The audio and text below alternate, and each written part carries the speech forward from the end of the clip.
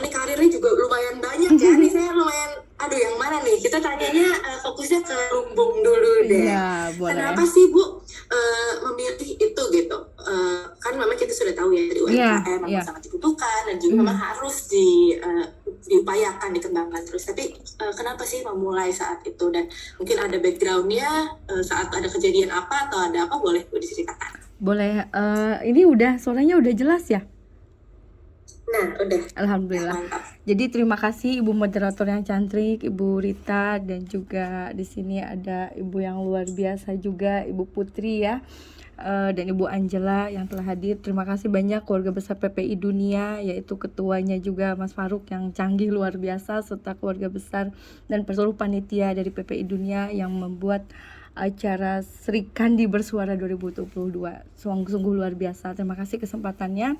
Saya ingin bercerita sedikit tentang alhamdulillah karir dari awal yang memang basically property, terus juga Nafi Wisata Insani, sampai dengan tadi yang disebutkan bahwa tiada henti belajar ya. Dari umur 18 tahun ini saya berpikir bahwa segala sesuatu yang kita niatkan betul-betul dengan tekad kuat, apalagi mungkin dengan hijrahnya saya menjadi seorang muslim dan belajar, akhirnya saya mulai berpikir pada saat COVID ya.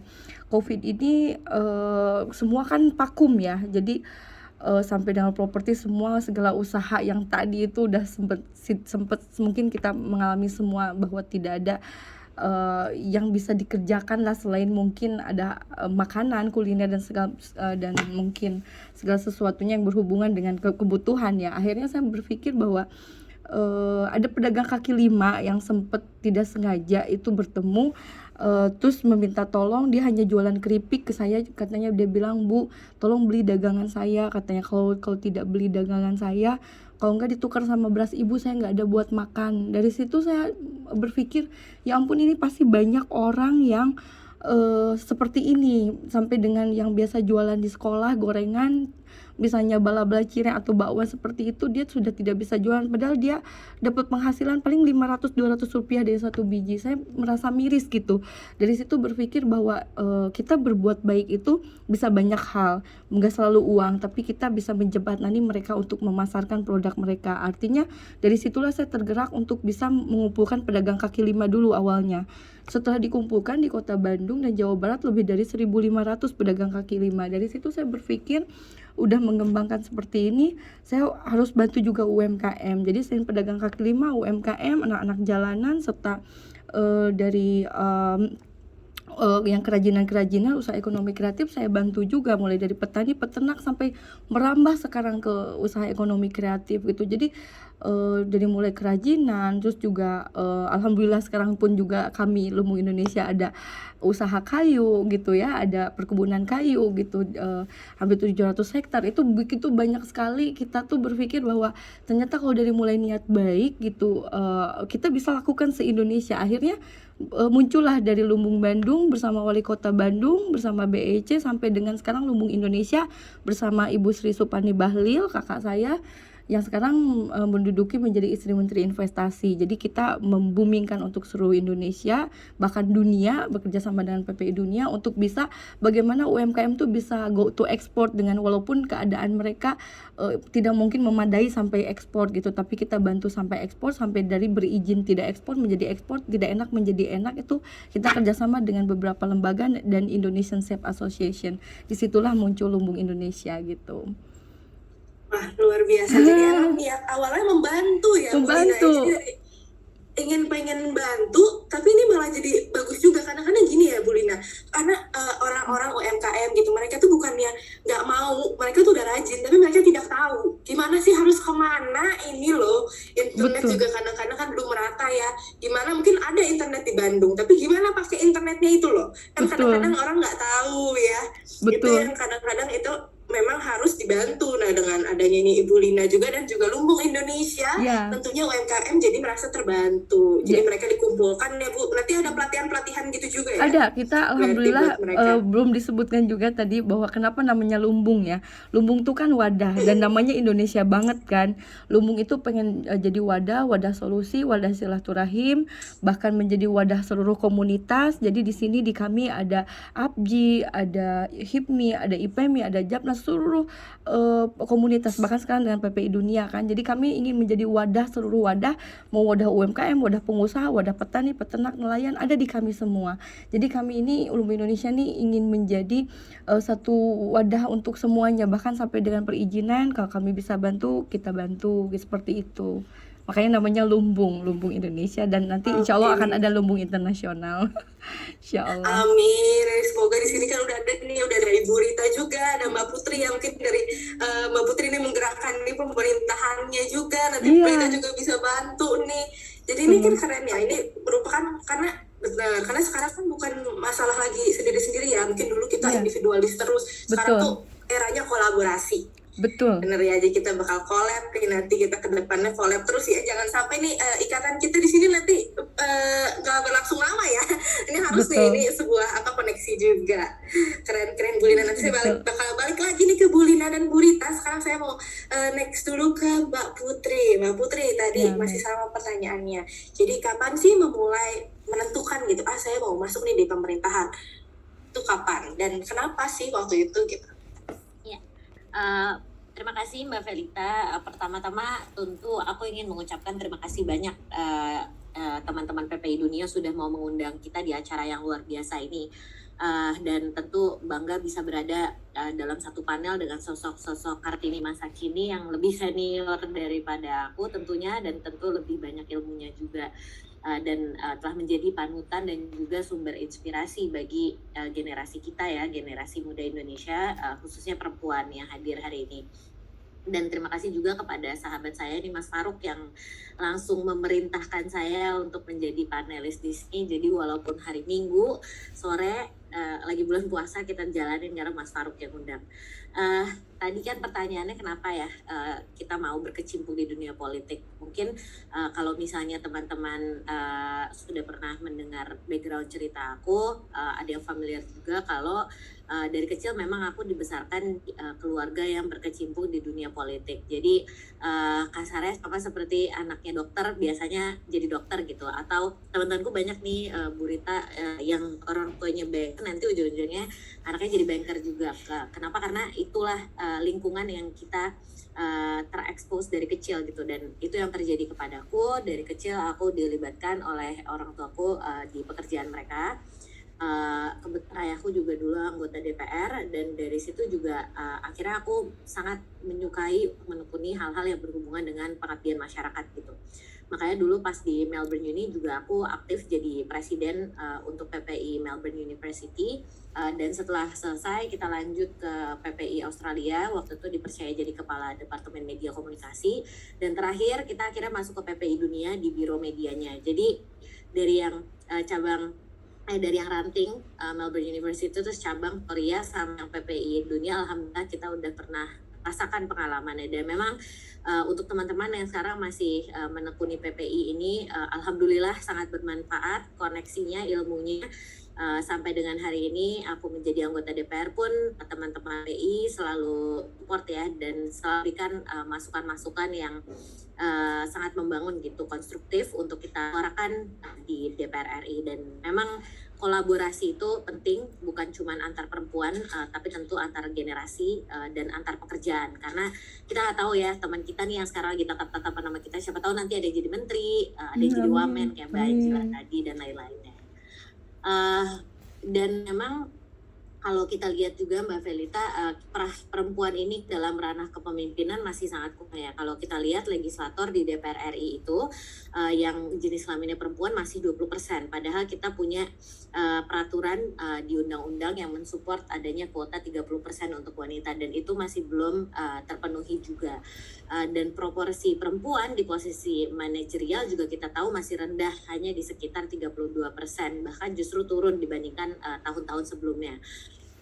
Kalau misalnya kita mempunyai lebih banyak perempuan di ranah pengambilan keputusan, misalnya baik itu di politik kayak aku di DPR, ataupun misalnya seperti Bu Rita di board perbankan, ataupun Mbak Lina di dunia usaha, tentu perempuan akan memiliki akses yang lebih luas untuk menyuarakan isu, persoalan, dan juga kebutuhan yang selama ini dirasakan oleh perempuan. Karena siapa lagi yang mau jadi champion kita nih, siapa yang mau membela kita kalau bukan sesama perempuan.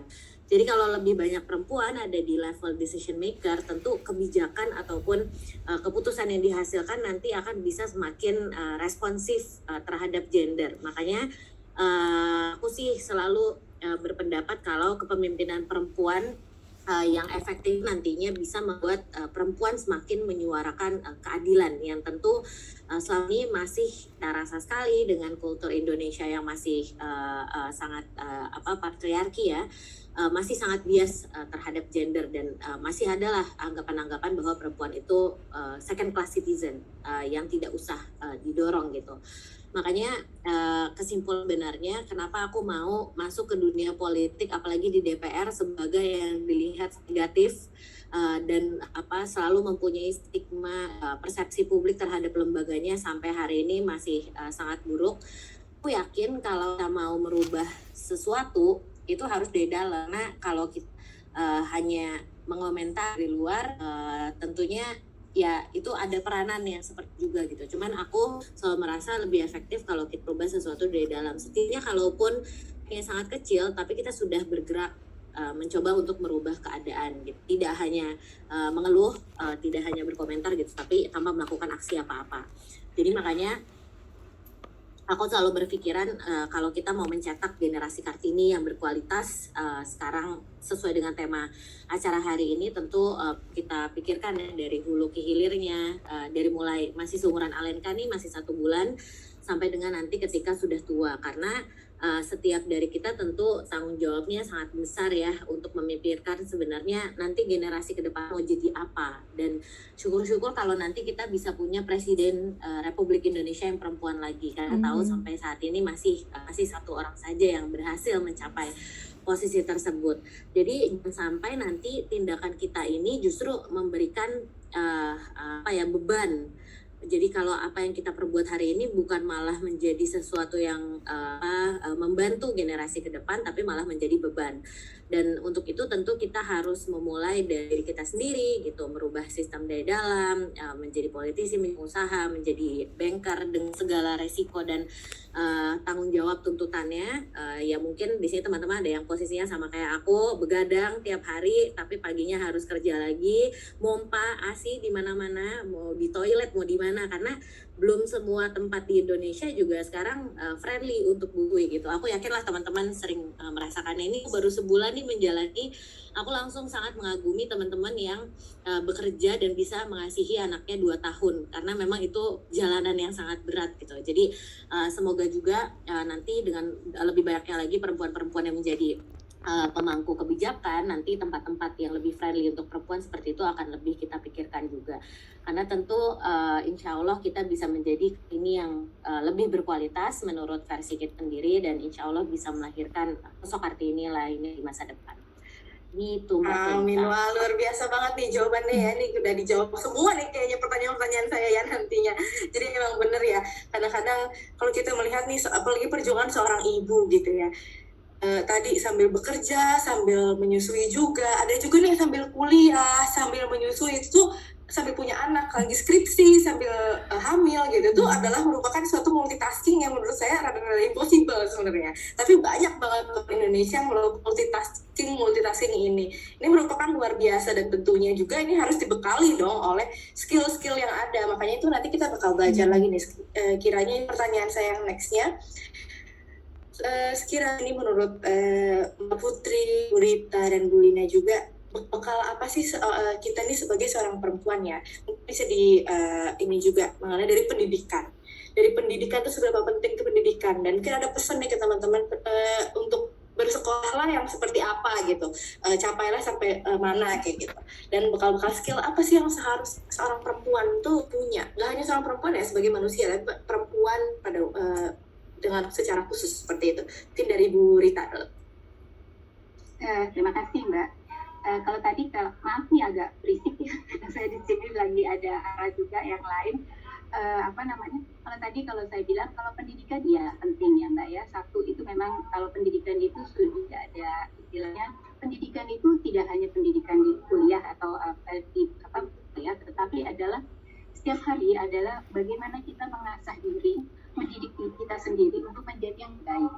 Jadi satu yang harus dilakukan di sini adalah pendidikan dan sikap adaptif.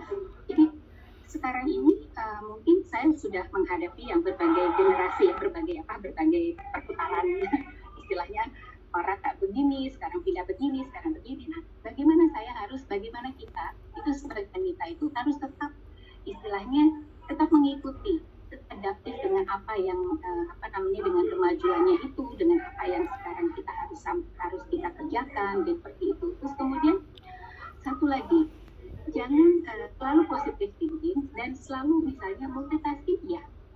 Tapi juga misalnya gini, kadang-kadang kita tuh di wanita itu, aduh saya punya anak kecil, nanti gimana kalau mbaknya ada, nanti gimana ya kalau susternya nggak ada. Nah, hal-hal yang seperti itu mungkin kita juga terapkan. Dan karena saya percaya kalau saat ini ya, kalau mungkin dulu generasi saya sih agak sulit ya, yang seperti. Tapi kalau sekarang ini kan sama-sama kita misalnya dengan pasangan gitu, kayak Mbak Putri misalnya, tentunya kami atau lingkungan sekitar juga akan membantu mensupport karirnya Mbak Putri gitu ya. Tapi mungkin dulu di masa saya tidak banyak orang-orang yang mungkin punya seperti itu. Nah, hal-hal yang seperti itu yang harus kita tanamkan. Jadi tidak ada rasa misalnya di keluarga itu saya yang cari uang, kamu yang harus di rumah. Saya yang begini. Jadi betul-betul kita harus equal dimanapun. Jadi misalnya mau di rumah, mau kita waktu bicara dengan anak kita, karena saat ini juga bicaranya saya terus terang anak saya udah 26 tahun sekarang ini. Saya bicara dengan dia juga tidak bisa seperti waktu itu atau 15 tahun yang lalu. Jadi hal itu yang harus betul kita lihat ya. Jadi bagaimana kita tuh terus-menerus belajar. Belajar itu seperti itu yang saya bilang gitu ya. Kemudian yang satu lagi adalah yang harus ini adalah positive thinking dan juga jadi kebetulan karena saya memang iman kita itu memang harus kuat gitu ya. Jadi itu salah satu yang juga istilahnya sulitnya kita gimana pun kita berada, kalau kita memang punya pegangan yang kuat, ya misalnya dasar yang kuat, punya keluarga yang kita bisa bersandar gitu, seperti itu, hal-hal itu yang bisa membawa wanita Indonesia itu menjadi seseorang yang memang survive. Jadi tidak ada di kita itu tidak boleh ada kata tidak bisa atau enggak, saya kan wanita, siapalah saya gitu. Tapi bukan berarti kita kelihatan so tahu ya, sebelahnya mau di mana-mana kita mau terpandang atau jangan. Tapi asalkan diri kalian, lihatlah potensinya. Potensi kita itu seperti apa. Jangan juga memaksakan diri untuk yang bukan diri kita, karena itu tidak akan. Kalau itu buat saya nggak akan lama. Jadi kalau misalnya itu nggak harus misalnya di bankers gitu ya, jadi banking, terus nggak harus mukanya kereng gitu ya, nggak harus mukanya ketemu orang jaim gitu, nggak harus seperti itu gitu loh. Jadi jadilah dirimu sendiri, lihat potensi yang ada dalammu, positifnya apa, itu harus dikembangkan. Jadi itu aja sih saya. Oke, siap Ibu Rita. Wah, tadi ini ya, jadi memang pendidikan itu nomor satu nih, pendidik formal juga nih teman-teman di sini. Saya yakin nih pasti teman-teman PPI maupun di BEM semuanya yang hadir di sini, yuk kita sekolahnya harus selesain juga teman-teman apa yang udah kita mulai ya. Jangan kalau ada halangan-halangan, yuk kita berusaha bersama-sama. Terus juga tadi cari support ya, Bu Rita ya. Jadi kita juga emang harus mengelilingi lingkungan kita juga. Selain dalam diri kita harus positif, tapi kita juga harus cari support system. Support system itu penting sekali ya Ibu Rita ya. Jadi tadi mungkin yang sudah menikah ada suaminya, atau nanti juga ada anak-anak, mungkin dari orang tua juga. Pokoknya dan yang paling tadi saya catat itu adalah be yourself ya. Jadi kenal dirimu. Ini sebuah skill juga loh ya rekan-rekan semua, karena banyak orang aduh sebenarnya saya juga nggak tahu nih saya maunya apa. Nah jadinya kita bisa berkaca dari itu, kita lihat juga ke diri kita maunya apa, yuk kita sama-sama capai. Tentunya kita juga support, terus juga tadi kuat juga iman, betul juga ya. Jadi kita semuanya tuh seimbang, seperti itu ya Bu Rita. Oke, luar biasa. Sekarang saya mau nanya Bu Lina, nih gimana nih bekal pendidikan maupun informal mungkin yang menurut Ibu Lina nih yuk kalian mumpung masih ada waktu nih sekarang ambil sertifikasi ini misalnya begitu, ada nggak tuh Bu Lina? Ya, alhamdulillah seperti tadi yang Bu Rita bilang, betul, kita sebagai wanita itu harus punya hati yang bersih, pikiran positif, dan kita juga harus istilahnya kalau kita mau cantik tuh cantik lahir batin luar dalam. Jadi wanita itu bisa dikatakan cantik itu karena hatinya baik dan hatinya bersih dengan pikiran positif. Jadi mulailah timbul percaya diri, dari mulai percaya diri, dari timbullah semangat. Dari arti dari semangat itu akan juga menimbulkan pikiran yang positif juga dan tindakan yang positif. Jadi saya berpikir bahwa wanita itu bukan hanya cantik harus luar, tapi hatinya pun harus cantik. Jadi dari situ pun akan terbentuk menjadi cantik semuanya. Nah disitulah kadang-kadang bukan hanya dibilang cantik itu adalah relatif, tapi kalau hatinya baik itu pasti otomatis cantik biasanya gitu. Dan dari situlah mulai dari timbul kepercayaan diri akan menimbulkan imun juga menjadi sehat. Terus juga kita selalu bertemu orang memberikan selalu energi yang positif. Artinya bertemu kita juga selalu bersemangat. Itu artinya kita pun mendapatkan amalan kebaikannya kalau kita bisa memberikan semangat juga memberikan energi yang positif bagi siapapun gitu yang bertemu dengan kita. Mungkin seperti itu, mungkin visi kisi-kisinya sebagai seorang wanita, insya Allah.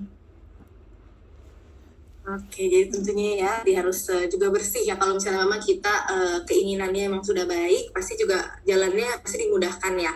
Kalau memang kita ada niatan tuh baik seperti itu. Betul, jadi glowing outside, healthy inside. Glowing outside, healthy inside. Outside ya. Iya. Oke, siap Bu Lina. Nih kalau dari Mbak Putri nih, ada nggak sih kira-kira skill khusus yang emang, aduh teman-teman mendingan belajar deh dari sekarang tak di skill ini? Ya.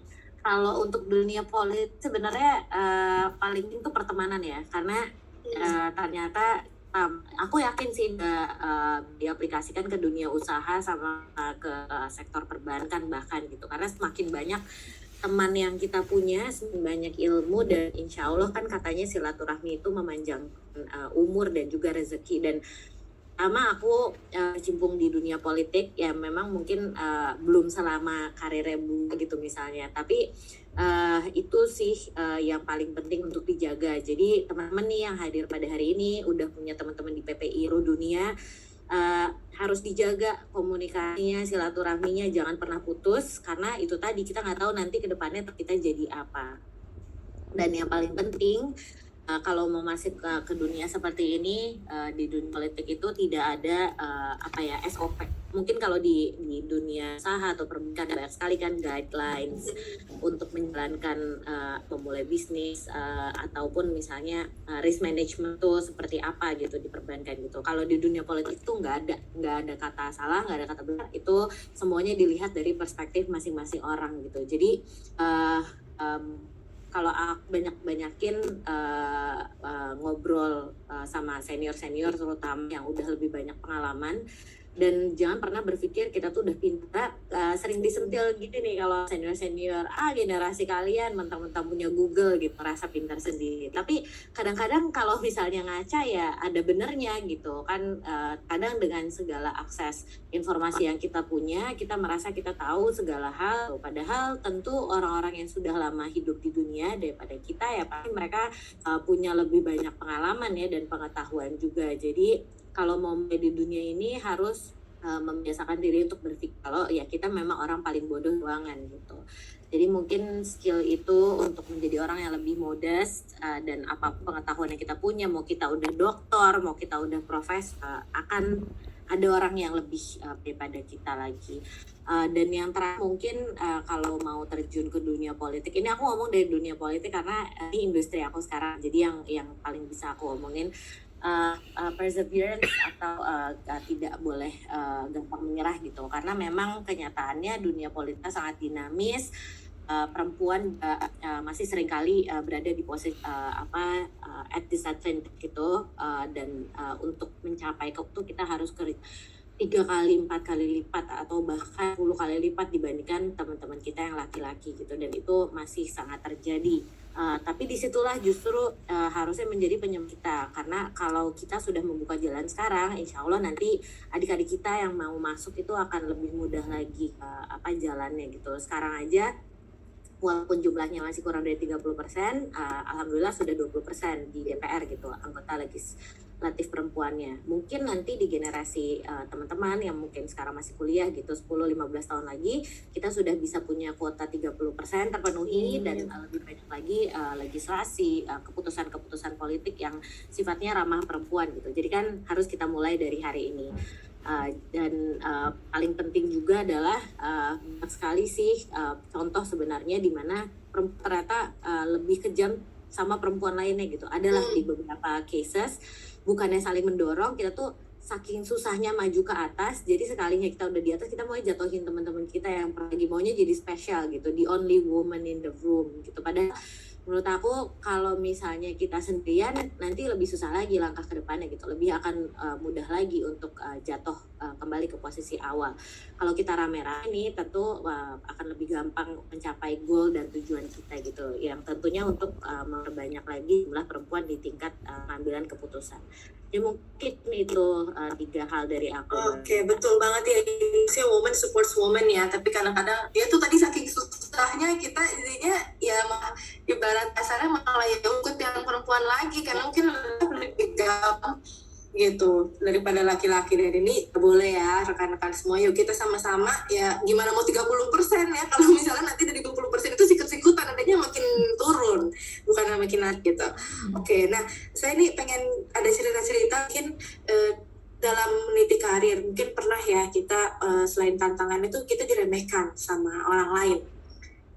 Nah itu ada nggak sih cerita mungkin dari Mbak Putri dulu nih di pemerintah dari government, pernah nggak sih kayak diremehkan dan gimana caranya kita bangkit lagi? Pasti kan ada sakit hati gitu apa gimana? Lucunya nih ya Mbak Felita, ini sedikit cerita aja sih, curhat kali ya, curcol. Kalau perempuan tuh kadang-kadang kalau mendapatkan sesuatu kesuksesan tuh selalu dikaitkannya sama faktor laki-laki di belakangnya gitu. Kalau di dunia politik seringkali kayak gitu, misalnya karena aku anaknya ayahku, jadi seringkali orang-orang tuh ngelihat oh ini bisa sampai sini karena bapaknya tuh. Dan yang lucunya dulu ketika aku jadi presiden PP Melbourne University, ada aja yang bilang oh dia bisa jadi ketua di situ karena bantuan bapaknya. Padahal yang namanya pemilihan di PPI kita tahu itu yang milih hanya anggota mahasiswa di Melbourne University yang orang Indonesia dan merupakan anggota PPIA-nya, dan tidak pernah ada intervensi orang luar sama sekali. Boro-boro ayahku misalnya KBRI aja kan yang pernah KJRI Konjen aja nggak pernah intervensi ke kita. Dari situ aku lihat kalau ya sudah kita kan tidak bisa milih juga ya orang tua kita siapa, ataupun ya kita datang dari mana gitu, itu tidak bisa memilih. Jadi ya yang bisa kita tunjukin ya cuman kualitas kita aja gitu, dan memang kita di that place gitu, bukan hanya given aja. Dan itu sih terjadi sampai sekarang sama aku ketika jadi anggota DPR, orang-orang masih banyak lah yang suka mencibir gitu, oh iya anak ini hanya karena mempunyai nama belakang bapaknya akhirnya dia sampai ke tempat itu. Jadi caranya bangkit ya tentu itu tadi yang aku ceritakan di awal. Aku selalu bekerja lebih keras daripada yang seharusnya, karena kalau kita tidak berbuat hal demikian tentu nanti orang-orang yang selama ini mencibir jadi seperti punya kebenaran gitu. Oh iya memang kualitasnya hanya sekian. Jadi memang kata-kata yang kita itu benar gitu. Kita harus berani untuk menunjukkan bahwa orang-orang itu semuanya salah dan kita memang tempat itu memang pas untuk kita. Jadi kalau hanya teman-teman ada yang mendapatkan persepsi negatif, apa sih pandangan-pandangan yang menjatuhkan gitu, tentu banyak sekali kesempatan-kesempatan yang bisa kita ambil untuk menunjukkan bahwa kita memang kualitasnya mumpuni gitu. Dan ini juga menjadi salah satu ajakan juga teman-teman untuk merubah konsepsi yang ada sekarang gitu. Jadi ketika perempuan itu sukses dilihatnya dengan pengaruh laki-laki gitu. Jadi kita harus bisa jadi generasi yang mengubah konstruksi sosial budaya yang ada. Jadi jangan sampai nih budaya patriarkinya justru kita lanjutkan ke anak cucu nanti dan ini merupakan sinergi dari seluruh stakeholders, seluruh komunitas yang ada, seluruh komponen masyarakat gitu. Jadi kalau aku selalu menerapkan konsep kesetaraan gender di household aku dulu, di rumah aku sendiri. Aku sama suamiku kita berbagi tugas. Aku mengerjakan tugas sebagai istri, dia juga sebagai suami, tapi kita saling support. Jadi nggak ada tuh yang ceritanya, oh kamu abis pulang nanti harus selesaiin semua pekerjaan rumah, ngepel, nyapu apa segala macam, itu cuma tugas kamu. Enggak. Jadi kalau aku sama dia kita bagi tugas, ngurus anak juga begadang dibagi dua, ada shift-shiftnya. Jadi dari jam misalnya midnight sampai jam 3 pagi tuh shift pun, nanti abis itu suamiku yang urus dia gitu. Karena menurut aku kalau kita sudah menjadi pelaku dari konsep kesetaraan itu lebih mudah untuk kita mengkampanyekan dan mengeluarkan daripada kalau kita hanya berkoar-koar tapi ternyata kita tidak menerapkan di kehidupan sehari-hari. Jadi ya semoga teman-teman yang hadir di sini mau laki-laki mau perempuan kita semua menjadi pejuang kesetaraan gender. Betul sekali, ini setuju banget ya. Saya pun di rumah seperti itu. Jadinya memang ya harus dilakuin biar orang tuh kita juga praktek. Jadi kalau misalnya memang ada orang bertanya juga, sudah ada contohnya di rumah kita sendiri. Yang namanya pekerjaan itu bukan bilangnya pekerjaan wanita, ini mah pekerjaan cewek, masak-masak katanya. Ya enggak ya, masak itu sebenarnya survival gitu. Orang kalau nggak bisa masak ya nggak bisa, susah juga ya. Chef terkenal aja banyak yang laki-laki dan kita nggak pernah komplain soal itu kan. Benar, dan banyak juga make up artis yang laki loh dan bagus. Jadi bukan permasalahan